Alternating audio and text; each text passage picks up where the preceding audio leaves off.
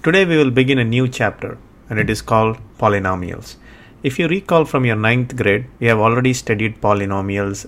We learned about degrees of polynomial, we learned about values of polynomial, and we also learned about some identities of polynomials. In this lesson we will do a refresher of some old topics and then we will dive into the newer ones. So let's first begin with the definition of a polynomial. If you remember from the 9th class, a polynomial is an algebraic expression which includes variables, constants, coefficients, and involves addition, subtraction, multiplication, and non-negative exponents. So let's try to understand what this is. So here is a representation of a general polynomial of the degree n.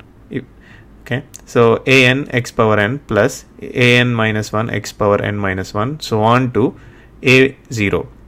So this is a general form of a nth degree polynomial, and we generally denote this polynomial as p of x as seen here.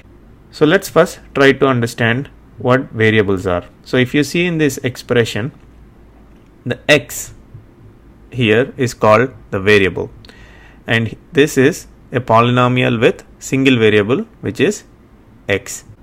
So x is the variable, and the term which doesn't have a variable, so if you look at here, a0 doesn't have any variable associated with it, so this is called a constant.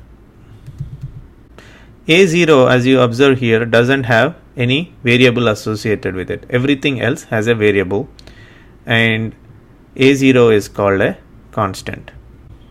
an minus 1 so on to a1, these are all coefficients. And another important thing of a polynomial is the non-negative exponents.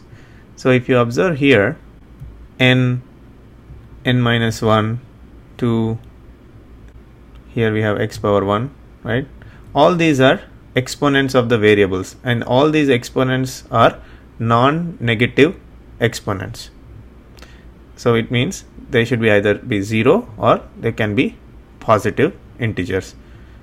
So if you observe here, the polynomial is represented as an x power n plus an minus 1 x power n minus 1 plus so on to a2x square plus a1x plus a0.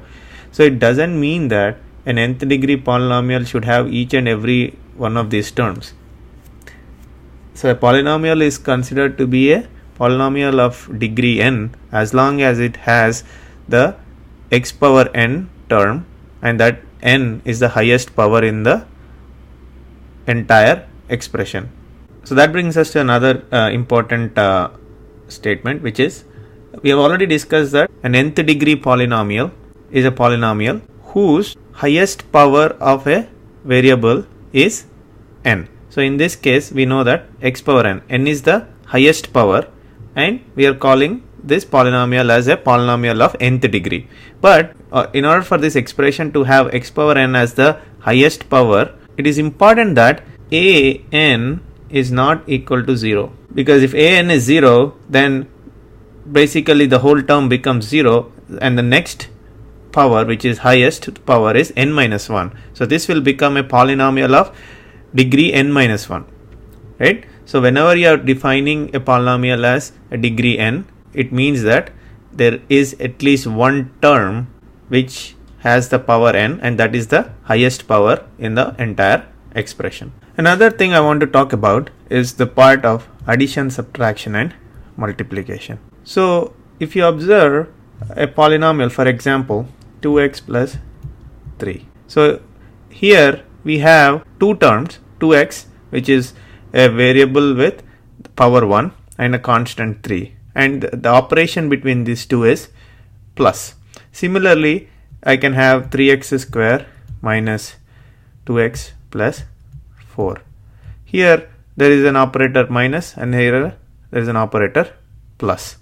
Or I could have a term like 5x square y plus 3y square. So here I have a polynomial with two variables x and y, and there is a multiplication operation between these two variables.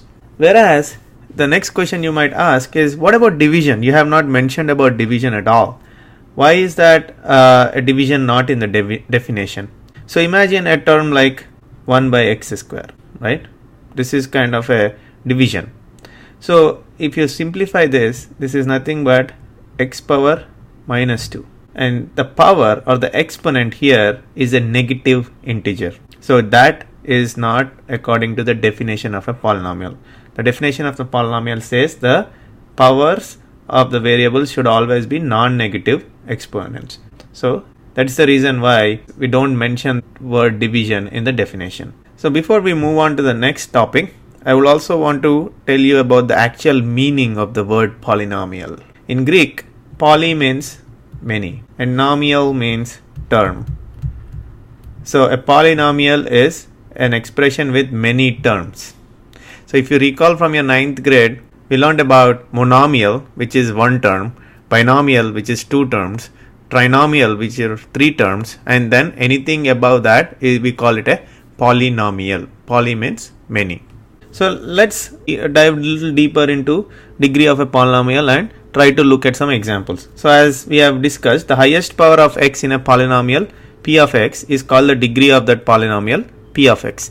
In the previous slide, we have seen that in the general representation of a polynomial of nth degree, the highest power of x was n. So we call it a nth degree polynomial.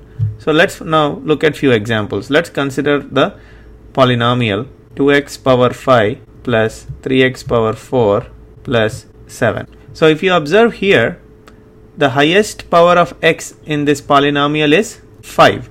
So the degree of this polynomial is 5. So let's look at another example. 2x plus 3. In this, as you observe, there is one variable x and the highest power of that is 1. So this is a polynomial of degree 1 and this is also called a linear polynomial. Let's look at another example. 4x square plus 3x plus 5. If you observe here, the highest power of x is 2. So this is called a second degree polynomial or a quadratic polynomial.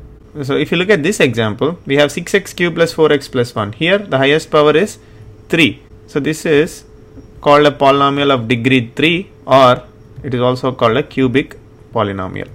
So the last example that we look at is 5.